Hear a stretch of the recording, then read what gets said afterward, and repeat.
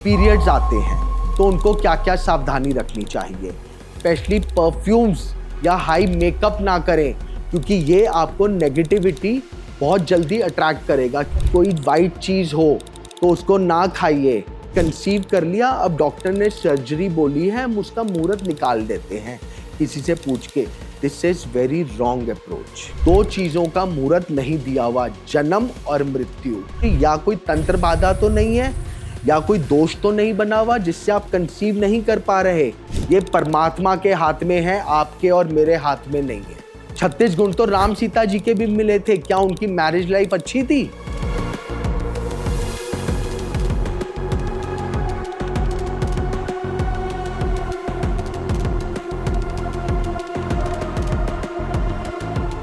जय मां पहाड़ी।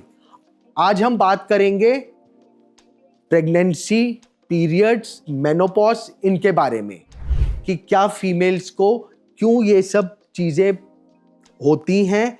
ये सबको पता है, बट इसमें क्या प्रिकॉशंस लेने चाहिए, किस तरह की चीज़ों से बचना चाहिए, इसके बारे में हम डिटेल में बात करेंगे।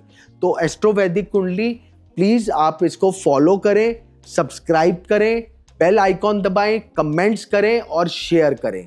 आज हम बात करेंगे जो एक नॉर्मल लेमैन बात करता है, स्पेशली लेडीज़ के अंदर, या जब बच्चे से हम स्टार्ट करेंगे कि जब पीरियड्स आते हैं तो उनको क्या क्या सावधानी रखनी चाहिए।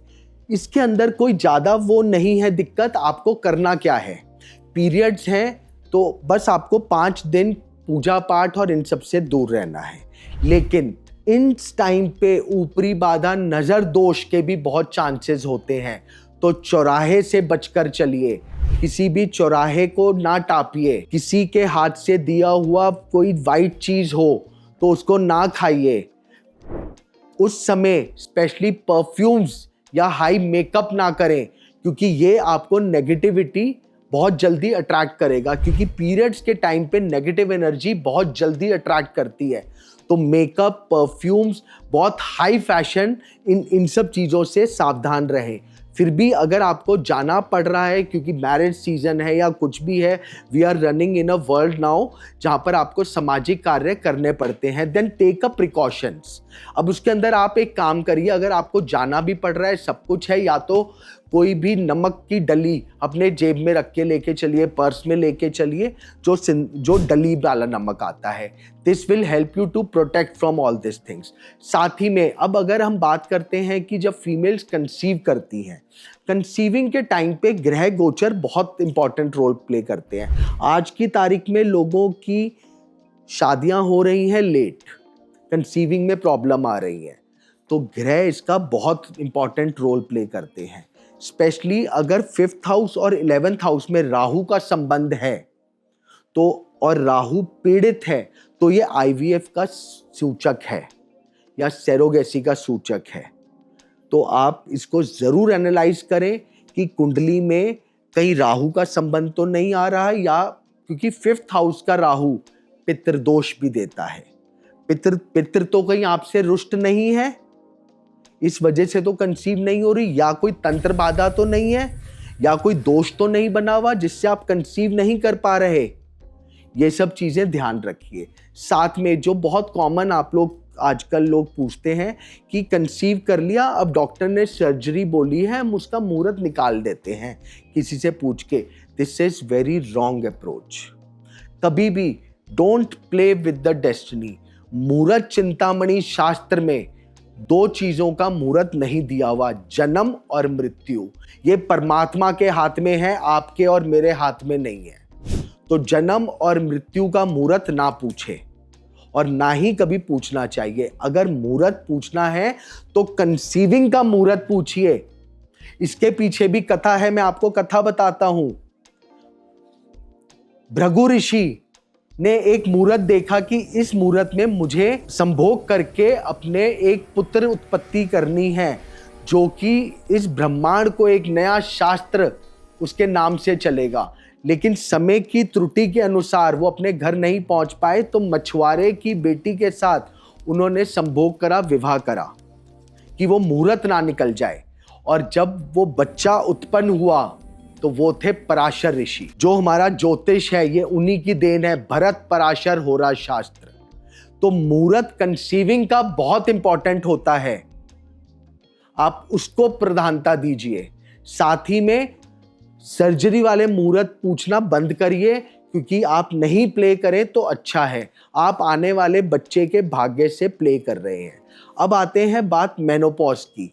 अगर मेनोपॉज आप बात करेंगे, जो फीमेल्स को बहुत मिडिल एज में जाके प्रॉब्लम्स होती है, स्पेशली मंगल के लिए, और राहु का इसमें बहुत इंपॉर्टेंट रोल प्ले होता है, साथ में गुरु का। इसके लिए आप ट्यूसडे को गुड़ ज़रूर खिलाएं, रेगुलर खिलाएं। मैं ये नहीं कह रहा प्रॉब्लम ख़त्म हो जाएगी, बट उसमें मिनिमाइजेशन आएगी। साथ में शनि मंदिर ज़रूर जाएं, सैटरडे को दीपक प्रज्वलित करें सरसों के तेल का, नहीं तो सैटरडे को सरसों के तेल का बनी हुई कोई भी चीज़ का दान जरूर करें। ये सब चीज़ें बहुत इंपॉर्टेंट आपको लगेंगी जब आप इनको रेगुलरली करेंगे।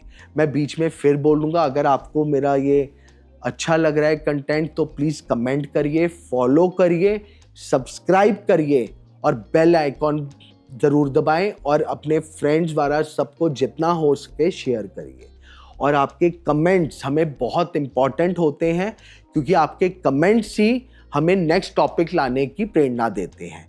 तो अपने कमेंट्स चाहे नेगेटिव हो पॉजिटिव हो ज़रूर दीजिए, ताकि अगर हमारे शूट में कोई कमी है या हमारे उसमें कोई कमी आ रही है तो हम उसको नेक्स्ट टाइम और सुधार सकें। बाकी अब हम आगे बात करेंगे कि आजकल शादियों के लिए जो बात करते हैं कि खाली गण गुण मैचिंग, गण गुण कुछ नहीं, भूल जाइए, कंपैटिबिलिटी देखिए।